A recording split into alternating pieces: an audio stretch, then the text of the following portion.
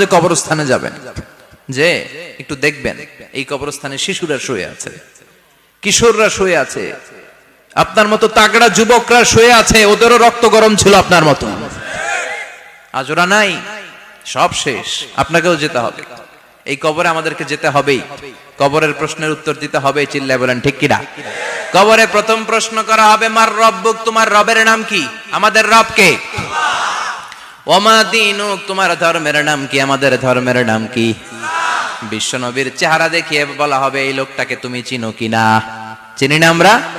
চাঁদের চেয়ে সুন্দর তুমি, নবী আমার কমলিহি ওয়ালা, দু জাহানের বাদশাহ তুমি, প্যারা নবী সাল্লাল্লাহু আলা, দু জাহানের বাদশাহ তুমি, প্যারা নবী সাল্লাল্লাহু আলা, চাঁদের চেয়ে সুন্দর তুমি, নবী আমার কমলিহি ওয়ালা। সুবহানাল্লাহ পড়ে। আমাদেরকে জিজ্ঞেস করা হবে, রব কে? বলবো আল্লাহ। ধর্ম কি? বলবো ইসলাম। এই লোকটারে চিনো নাকি? আমরা বলবো চিনি, আমাদের প্রাণের নবী মুহাম্মদ সাল্লাল্লাহু।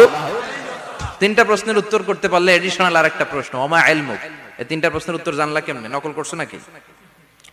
বাংলাদেশে নকল আছে না নাই? কোথায় নকল করে? হ্যাঁ, কিছু লিজেন্ড আছে দেখি।